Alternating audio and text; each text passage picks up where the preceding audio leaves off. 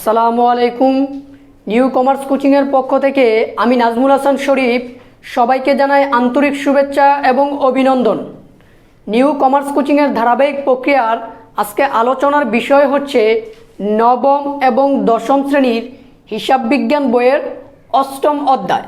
অধ্যায়টির নাম হচ্ছে নগদান বই। আজকে তার তৃতীয় পর্ব। তো আজকের পর্বে আমি আলোচনা করব এই অধ্যায়ের একটি গুরুত্বপূর্ণ বিষয় নিয়ে। বিষয়টি হচ্ছে 2 গড় নগদান বই। প্রিয় শিক্ষার্থীরা, তোমরা তো জানো যে এই অধ্যায় থেকে যেই সৃজনশীল প্রশ্নটি তোমাদের পরীক্ষায় আসে তার খ অথবা গ নাম্বারে 2 গড় নগদান বই অথবা 3 গড় নগদান বই প্রস্তুত করতে বলে। তো তারই ধারাবাহিকতার লক্ষ্যে আজকে আমি তোমাদেরকে 2 গড় নগদান বই প্রস্তুত করা শিখাবো। তো প্রিয় শিক্ষার্থীরা, চলো শুরু করা যাক। এখন আমি যেই প্রশ্নটা তোমাদেরকে সমাধান করে দিব, এই প্রশ্নটা হচ্ছে তোমাদের বইয়ের 109 নাম্বার পেজে দেখো একটি 2 গড় নগদান বই প্রস্তুত করতে বলছে। তো এখন আমি এন্ট্রিগুলো পড়ব, তোমরা একটু লক্ষ্য করো এবং তোমাদের বইয়ের সাথে মিলিয়ে নাও। এই জায়গায় বলছে চৌধুরী অ্যান্ড সন্সের প্রতিষ্ঠানে 2017 সালের নভেম্বর মাসের কতিপয় লেনদেন নিম্নরূপ। নভেম্বরের 1 তারিখে বলছে নগদ উদ্বৃত্ত 5,000 টাকা এবং ব্যাংক জমা ডেবিট উদ্বৃত্ত 3,000 টাকা। নভেম্বরের 2 তারিখে বলছে পণ্য ক্রয় বাবদ চেক প্রদান 2,000 টাকা। নভেম্বরের 4 তারিখে বলছে দেনাদার হতে চেক প্রাপ্তি 6,000 টাকা। নভেম্বরের 6 তারিখে বলছে অফিসের জন্য আইপিএস ক্রয় 5,000 টাকা। নভেম্বরের 8 তারিখ বলছে পুরাতন আসবাবপত্র বিক্রয় 9,000 টাকা। নভেম্বরের 12 তারিখ বলছে রাজীবের নিকট হতে বিক্রয় বাবদ চেক প্রাপ্তি 7,000 টাকা। নভেম্বরের 15 তারিখ বলছে ব্যক্তিগত প্রয়োজনে ব্যাংক হতে উত্তোলন 2,000 টাকা। এবং নভেম্বরের 20 তারিখ বলছে ব্যাংক হতে উত্তোলন 5,000 টাকা। নভেম্বরের 23 তারিখ বলছে মেহেজাবিনের নিকট হতে প্রাপ্তি 3,000 টাকা। এবং নভেম্বরের 25 তারিখে বলছে আনোয়ারকে নগদে পরিশোধ 3,000 টাকা। এবং নভেম্বরের 28 তারিখ বলছে ব্যাংক সুদ মঞ্জুর করলো 300 টাকা। এবং নভেম্বরের 30 তারিখ ব্যাংক চার্জ ধার্য করলো 200 টাকা। প্রিয় শিক্ষার্থীরা, এই হচ্ছে লেনদেন। তো এই লেনদেনগুলোর উপর ভিত্তি করে এখন আমি তোমাদেরকে 2 গড় নগদান বই প্রস্তুত করে দিব। প্রিয় শিক্ষার্থীরা, 2 গড় নগদান বই পারলে তুমি খুব সহজেই 3 গড় নগদান বই কি করতে পারবে? প্রস্তুত করতে পারবে। তো চলো প্রিয় শিক্ষার্থীরা, দেখো আমি 2 গড় নগদান বইয়ের একটি ছক অলরেডি তৈরি করে রাখছি। এখন আমি তোমাদেরকে বুঝিয়ে দিব। মনে রাখবা 2 গড় নগদান বইয়ের গড় সংখ্যা 12টি, ডেবিট দিকে 6টি, ক্রেডিট দিকে 6টি। তো দেখো ডেবিট দিকে কোন কোন গড়গুলো আসবে। প্রথমে হচ্ছে তারিখ, তারপরে দিবা প্রাপ্তি, রসিদ নং, খতিয়ান পৃষ্ঠা, নগদ টাকা, ব্যাংক টাকা। প্রিয় শিক্ষার্থীরা, যে লেনদেনগুলো প্রশ্নে দেওয়া থাকবে এই লেনদেনগুলোর মধ্যে যেটার মাধ্যমে তোমার কাছে নগদ টাকা অথবা চেকের মাধ্যমে আসবে তুমি প্রাপ্তির ঘরে লিখবা, আর যেটার মাধ্যমে তোমার কাছ থেকে নগদে চলে যাবে অথবা চেকের মাধ্যমে চলে যাবে ওইটা তুমি প্রদানের ঘরে লিখবা। তারপরে একটা জিনিস খুব মনোযোগ দিয়ে লক্ষ্য করবা যে ডেবিট দিকে হবে রসিদ নং। তোমাদের বইয়ে কিন্তু এই জায়গায় ভাউচার নং দেওয়া আছে, সঠিক কিন্তু রসিদ নং। তুমি লিখবা রসিদ নং, খতিয়ান পৃষ্ঠা, তারপরে নগদ টাকা, ব্যাংক টাকা। প্রিয় শিক্ষার্থীরা, 1 গড় নগদান বই এবং 2 গড় নগদান বইয়ের মধ্যে পার্থক্য হলো 1 গড় নগদান বইয়ে শুধু নগদে লেনদেন হবে, আর 2 গড় নগদান বইয়ের ভিতরে নগদ এবং চেকে দুইভাবেই আমরা কি করব? লেনদেন করব। তারপরে দেখো তারিখ, প্রদান, ভাউচার নং, খতিয়ান পৃষ্ঠা, নগদ টাকা, ব্যাংক টাকা। দেখো ক্রেডিট পাশে 6টা এবং ডেবিট পাশে 6টা, মোট কয়টা? 12টা। তো মনে রাখবা ডেবিট দিকে রসিদ নং, ক্রেডিট দিকে ভাউচার নং। তো এই পাশেও খতিয়ান পৃষ্ঠা থাকবে, এই পাশেও খতিয়ান পৃষ্ঠা থাকবে, এই পাশেও নগদ টাকা, এই পাশে ব্যাংক টাকা। দেখো সব কিছুই কি আছে? মিল আছে। তো প্রিয় শিক্ষার্থীরা, এবার চলো শুরু করা যাক।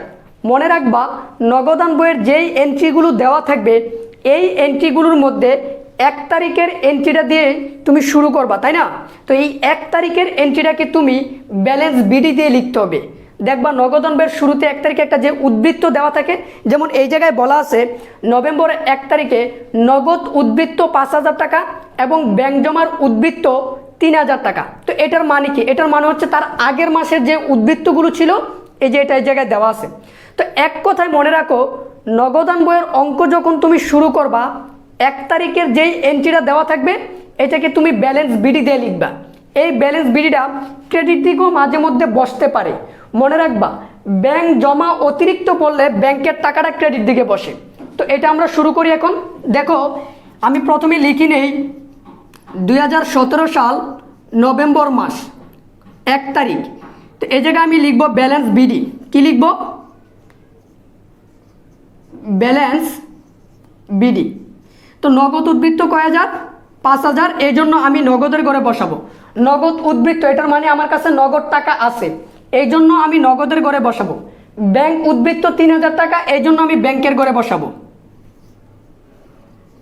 প্রিয় শিক্ষার্থীরা, যদি কথাটা এইভাবে বলা থাকতো যে ব্যাংক জমা অতিরিক্ত, তাহলে আমি ব্যালেন্স বিডি দিয়ে এই ব্যাংকের টাকাটা ক্রেডিট দিকে বসাইতাম। অথবা যদি বলতো ব্যাংক জমার ক্রেডিট উদ্বৃত্ত, তখন ব্যালেন্স বিডি দিয়ে আমি ক্রেডিট দিকে ব্যাংকের কলামে টাকাটা লিখতাম। তো যেহেতু এই দুইটা কথা বলা নাই, তাহলে ক্রেডিট দিকে আমাকে কি করতে হবে না? লিখতে হবে না। মনে রাখবা, নগদ টাকার কখনো ক্রেডিট দিকে বসবে না, মানে নগদ উদ্বৃত্ত কখনো ক্রেডিটে যাবে না। একমাত্র এই ব্যাংকের টাকাটা মাঝে মধ্যে ক্রেডিট দিকে যাইতে পারে যদি প্রশ্নে এই দুইটা কথা বলা থাকে, ব্যাংক জমা অতিরিক্ত অথবা ব্যাংক জমার ক্রেডিট উদ্বৃত্ত। আশা করি বিষয়টা তোমরা বুঝতে পারছো। নভেম্বরের 2 তারিখে বলছে পণ্য ক্রয় বাবদ চেক প্রদান 2,000 টাকা। প্রিয় শিক্ষার্থীরা, একটা এন্ট্রি পড়ার পর তুমি চিন্তা করবা এটার মাধ্যমে তোমার কাছে কি টাকা আসছে নাকি টাকা চলে গেছে। তারপরে তুমি নির্ধারণ করবা তুমি কি নগদে করছো নাকি চেকে করছো। তো এই জায়গায় বলছে যে পণ্য ক্রয় বাবদ চেক প্রদান 2 তারিখে। তো আচ্ছা, পণ্য যদি ক্রয় করি তাহলে টাকা কি আমাদের কাছে আসবে নাকি চলে যাবে? অবশ্যই চলে যাবে। তাহলে তোমরাই বলো, আমি কি প্রাপ্তির দিকে বসাবো নাকি প্রদানের দিকে বসাবো? যদি আমার কাছ থেকে চলে যায় তাহলে অবশ্যই আমরা প্রদানের দিকে বসাবো। তো আমরা এই জায়গায় 2 তারিখ দিব। দেওয়ার পর আমি লিখব ক্রয় হিসাব, যেহেতু আমি ক্রয় করছি। কি লিখব? ক্রয় হিসাব। তো লেখার পরে যেহেতু আমি চেকের মাধ্যমে করছি, আমি কোথায় লিখব? ব্যাংকের মাধ্যমে। যদি আমি নগদে করি তাহলে নগদের ঘরে, যদি আমি চেকের মাধ্যমে করি তাহলে ব্যাংকের ঘরে। এবার দেখো 4 তারিখে বলছে দেনাদার হতে চেক প্রাপ্তি 6,000 টাকা। তো দেনাদার থেকে যে আমি চেক পাইছি, প্রাপ্তি তো বলেই দিছে, তাহলে আমরা কোথায় বসাবো? প্রাপ্তির ঘরে। তো চলো বসাই। এই জায়গায় তারিখ দিব 4, আমি এই জায়গায় লিখবো দেনাদার হিসাব, যেহেতু আমি দেনাদারের নিকট থেকে পাইছি। তো লিখলাম দেনাদার হিসাব। যেহেতু চেক পাইছি, আমরা কার ঘরে বসাবো? ব্যাংকের ঘরে। তারপরে দেখো প্রিয় শিক্ষার্থীরা, 6 তারিখে বলছে অফিসের জন্য আইপিএস ক্রয় 5,000 টাকা। তো অফিসের জন্য যে আমি আইপিএস ক্রয় করছি, আমার কাছে কি টাকা আসছে নাকি চলে গেছে? অবশ্যই চলে গেছে। আর আইপিএস এটা একটা ইলেকট্রনিক ডিভাইস, যার কারণে তোমাকে লিখতে হবে কি? অফিস সরঞ্জাম। ইলেকট্রনিক্স যে কোনো জিনিস অফিস সরঞ্জাম, আর অফিস সরঞ্জাম আমার জন্য একটা কি? সম্পদ। এই জায়গায় ক্রয় লিখতে পারবা না। তো আমি এই জায়গায় লিখলাম অফিস সরঞ্জাম হিসাব। অফিস সরঞ্জাম কয় হাজার টাকা? 5,000 টাকা। প্রিয় শিক্ষার্থীরা, এই অফিস সরঞ্জামটা আমরা নগদে প্রদান করছি টাকা, এজন্য আমি নগদের ঘরে লিখব। তো এই জায়গায় অফিস সরঞ্জাম না লিখে তুমি যদি আইপিএসও লিখো তাহলেও তোমারটা হবে, কিন্তু তুমি যদি ক্রয় দাও তাহলে কিন্তু তুমি ভুল করলা, ক্রয় দিবা না। আশা করি বুঝতে পারছো। তারপরে দেখো 8 তারিখে বলছে পুরাতন আসবাবপত্র বিক্রয় 9,000 টাকা। এই যে পুরাতন আসবাবপত্র বিক্রয় করছি, এর ফলে আমার কাছে কিন্তু কি আসছে? নগদ টাকা আসছে। তো আমি এই জায়গায় তারিখ দিব, দিয়ে লিখবো এই জায়গায় আসবাবপত্র হিসাব। প্রিয় শিক্ষার্থীরা, আমরা কিন্তু এই জায়গায় বিক্রয় হিসাব দিব না। কেন দিব না? কারণ সম্পদ ক্রয় বিক্রয় করলে আমরা কিন্তু ক্রয় বিক্রয় নামে লিখি না, সম্পদ নামেই লিখি। তো বিক্রয় করে আমার কাছে টাকা আসছে, এই জন্য আমি নগদের করে লিখব নগদ টাকা আসছে। তারপরে দেখো 12 তারিখ বলছে রাজীবের নিকট বিক্রয় বাবদ চেক প্রাপ্তি 7,000 টাকা। তো আমি রাজীবের নিকট বিক্রয় করছি, বিক্রয় করে চেক পাইছি 7,000 টাকা। প্রিয় শিক্ষার্থীরা, কোনো এন্ট্রির সাথে যদি কোনো ব্যক্তির নাম উল্লেখ থাকে তাহলে আমরা বাকিতে ধরে নিই, কিন্তু এই জায়গায় নাম বলার পরেও আমাকে চেক দিয়ে দিছে, তাহলে এটাকে তুমি বাকিতে ধরতে পারবে না। তাহলে যেহেতু বিক্রয় করছি, আমি তারিখটা দিয়ে নেই, তাহলে আমি এই জায়গায় লিখব বিক্রয় হিসাব। কী হিসাব লিখব?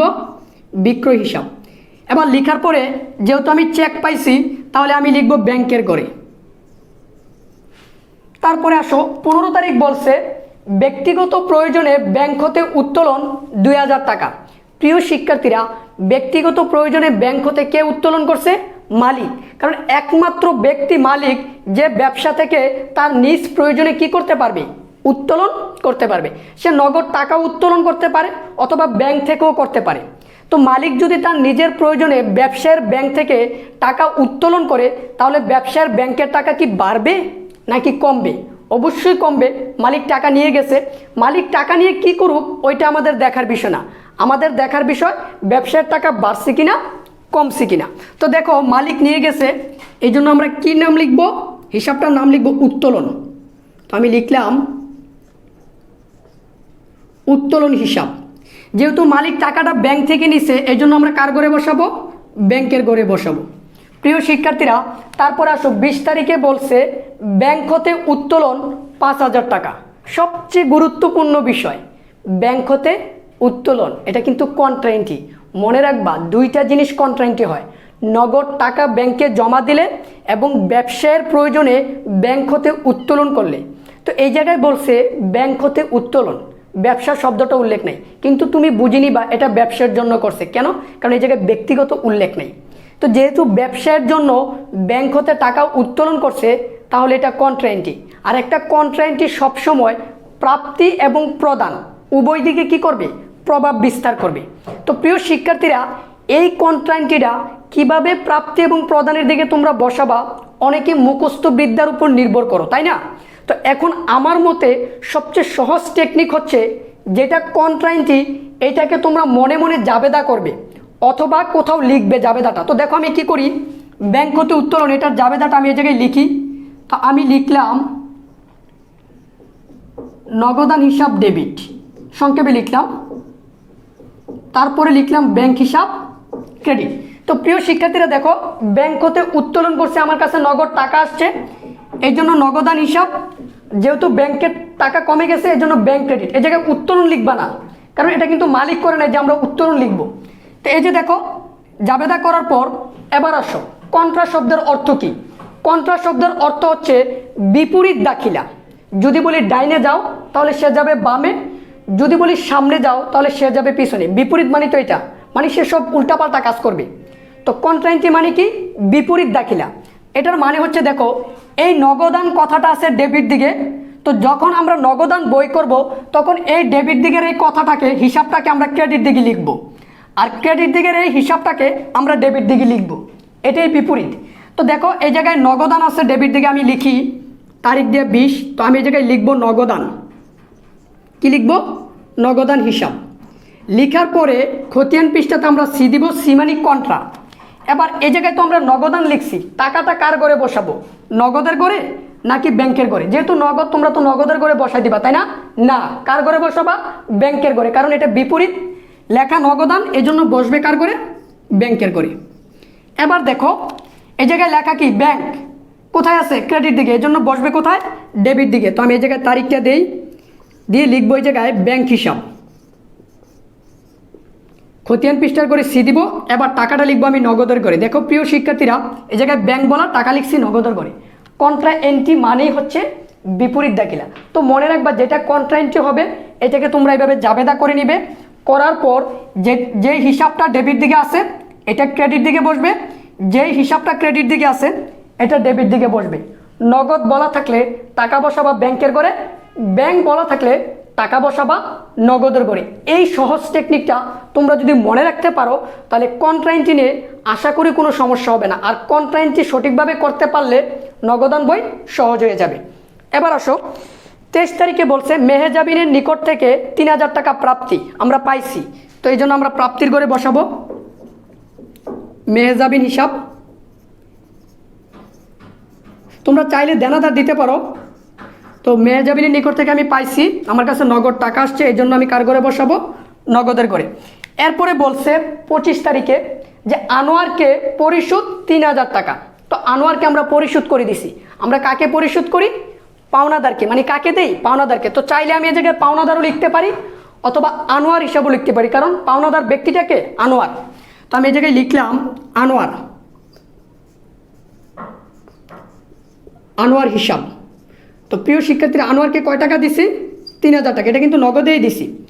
এবার আসো, 28 তারিখে বলছে ব্যাংক সুদ মঞ্জুর করলো 300 টাকা। প্রিয় শিক্ষার্থীরা, একটা লাইন আমি তোমাদের কাছকে বলে দেই, এটা মনে রাখবা যে ব্যাংক কখনো সুদ তোমাকে নগদে দিবে না এবং চার্জ তোমার কাছ থেকে নগদে কেটে নিবে না। তার মানে এটা কি বাকি? না, বাকি না। এটার মানে হচ্ছে, মনে করো ব্যাংক তোমাকে 500 টাকা সুদ দিবে। এখন ব্যাংক কিন্তু তোমাকে ফোন দিয়ে বলবে না যে ভাই আপনি আমার অফিসে আসেন, এই নেন 500 টাকা আপনি সুদ পাইছেন। বিষয়টা এরকম না। ব্যাংক যদি আমাকে সুদ দেয় তাহলে ব্যাংকে যে আমার একটা হিসাব আছে, অ্যাকাউন্ট, ওই অ্যাকাউন্টে টাকাটা যোগ হয়ে যাবে। আর ব্যাংক যদি আমার কাছ থেকে চার্জ কেটে নেয় তাহলে ওই আমার অ্যাকাউন্ট থেকে টাকাটা কমে যাবে। তাহলে আমার পকেট থেকে কিন্তু নগদে গেল না, আমার ব্যাংক থেকে কমলো। তো মনে রাখবা, ব্যাংক সুদ মঞ্জুর করলে আমার ব্যাংকে টাকা বাড়বে, আর ব্যাংক চার্জ কর্তন করলে আমার ব্যাংকের টাকা কমবে। তো এই জায়গায় 28 তারিখে বলছে ব্যাংক সুদ মঞ্জুর করলো 300 টাকা, তাহলে আমার জন্য লাভ। তাহলে আমি প্রাপ্তির করে বসাবো। তো আমি এই জায়গায় লিখব ব্যাংক সুদ হিসাব, ব্যাংক সুদ হিসাব কয় টাকা? 300 টাকা। আমি ব্যাংকের করে বসাবো। তারপরে 30 তারিখ বলছে ব্যাংক চার্জ কর্তন করলো। তো ব্যাংক চার্জ কর্তন করলো অথবা ধার্য করলো, কেটে নিল, এটার মানে হচ্ছে আমার ব্যাংক থেকে টাকা কমে গেছে। তো আমি এই জায়গায় লিখব ব্যাংক চার্জ। আমি কি লিখব? ব্যাংক চার্জ কয় টাকা? 200 টাকা। তো প্রিয় শিক্ষার্থীরা, যা লেনদেনগুলো ছিল সবগুলো আমরা সঠিকভাবে বসালাম। এখন আমরা কি করব? উদ্বৃত্ত নির্ণয় করব, মানে জেড টানবো। তো তোমরা যদি খতিয়ানটা ঠিকভাবে পারো তাহলে এখন জেড টানাটা তোমরা অবশ্যই বুঝবে। তো দেখো, আমরা কি করব? ডেবিট দিকের নগদ এবং এই ক্রেডিট দিকের নগদ, এই দুই পাশের নগদের মধ্যে যেই পাশের নগদ বেশি হবে ওইটা আগে যোগ করবা। একটা কথা বলে দেই, সবসময় ডেবিট দিকের নগদ টাকা বেশি হবে। কি? সবসময় ডেবিট দিকের নগদ টাকা বেশি হবে। তো এই পাশের নগদ টাকা বেশি, তো চলো আমরা যোগ করি। তো যোগ করলে আমাদের হবে কয় হাজার টাকা? এই জায়গায় আমাদের হবে 22,000 টাকা। তো আমরা এই জায়গায় লিখি 22, ক্লোজ করে দিবা। এই 22,000 টাকায় তুমি এই জায়গায় লিখবা আবার কয় হাজার টাকা? 22,000 টাকা। প্রিয় শিক্ষার্থীরা, এই 22,000 টাকা থেকে তুমি এই টাকাগুলো কি করবা? বিয়োগ করবা, কারণ আমার এই ঘরে কিন্তু 22,000 টাকা হয় নাই। তো এই 22,000 থেকে এই টাকাগুলো বিয়োগ করলে, মানে এই দুইটা টাকা, তাহলে আমার কয় টাকা শর্ট আসবে? 14,000 টাকা। 8,000 টাকা যদি আমি বিয়োগ করি, তাহলে যেই টাকাটা শর্ট খাইছে এটা কিন্তু মাসের লাস্টের তারিখে খায়। তাহলে আমরা এই জায়গায় 31 তারিখ দিব। দেওয়ার পরে আমি এই জায়গায় লিখব ব্যালেন্স সিডি। মনে রাখবা, যেই টাকাটা শর্ট খাবে তার বরাবর আমরা একটা নাম লিখব, তার নাম কি? Balance CD. এই সিডিটা পরবর্তী মাসের 1 তারিখে তার উল্টা দিকে, যেই দিকে সিডি হবে তার উল্টা দিক, তাহলে সিডি এই পাশে হয়েছে, তার মানে এই পাশে লিখবা ব্যালেন্স বিডি। পরবর্তী মাসের 1 তারিখে আমি তার নাম দিব কি? Balance BD. কয় টাকা? 14,000 টাকা। তো এবার নগদান হিসাব কমপ্লিট। এবার আমরা করব ব্যাংক হিসাব। তো ডেবিট দিকের ব্যাংক এবং ক্রেডিট দিকের ব্যাংক, এই দুই পাশের ব্যাংকের মধ্যে যেই পাশের ব্যাংক বেশি হবে ওইটা আগে যোগ করবা। তো সবসময় ডেবিট দিকেরটাই বেশি হয়, ক্ষেত্র বিশেষে মাঝে মধ্যে ক্রেডিট দিকের ব্যাংকের টাকাও বেশি হইতে পারে। তো দেখো, যেহেতু ডেবিট দিকের ব্যাংকের টাকা বেশি, আমি ডেবিট দিকের টাকা যোগ করি। তো কয় টাকা আসে? এই জায়গায় আমরা চলো যোগ করি 16,300। 16,300। তো এটাকে ক্লোজ করে দেই। এই 16,300 কিন্তু আমি এই পাশেও লিখব 16,300। এবার এই 16,300 থেকে আমি এই টাকাগুলো কি করব? বিয়োগ করব। যদি আমি বিয়োগ করি তাহলে আমার কত আসবে? 7,100। এটা আমি এই জায়গায় লিখবো এই 7,100। তার মানে এটা কি খাইছে? শর্ট খাইছে। তো এই জায়গায় তো শর্ট আছে, তো আমি শর্টের নাম ব্যালেন্স সিডি অলরেডি লিখে রাখছি, একবার লিখলেই হবে। তো এই সিডিটা পরবর্তী মাসের 1 তারিখে কি লিখবা? Balance BD. তো ব্যালেন্স বিডি তুমি লিখিয়ে রাখছো। তো এবার শুধু ব্যাংকের করে তুমি বসিয়ে দিবা কত? 7,100। তো প্রিয় শিক্ষার্থীরা, এইভাবে 2 ঘর নগদান বই প্রস্তুত করতে হয়। আর 2 ঘর নগদান বই প্রস্তুত করতে পারলে ইনশাআল্লাহ তুমি 3 ঘর নগদান বই খুব সহজেই কি করতে পারবে? সমাধান করতে পারবে। তো আজকের এই 2 গড়া নগদান বইতে যদি তোমাদের কোনো সমস্যা থাকে বা প্রশ্ন থাকে, সেগুলো আমাকে কমেন্ট বক্সে জানাবে খুব দ্রুত, আমি সমাধান করে দেওয়ার চেষ্টা করব। আর যদি এই ভিডিওটি তোমাদের উপকারে আসে, ভালো লাগে, তাহলে অবশ্যই আমার চ্যানেলটিকে একটি লাইক, কমেন্ট এবং শেয়ার করবে বন্ধুদের মাঝে। যারা সাবস্ক্রাইব করছো তাদেরকে অসংখ্য ধন্যবাদ। পরবর্তী পর্ব দেখার আমন্ত্রণ জানিয়ে বিদায় নিচ্ছি। আসসালামু আলাইকুম।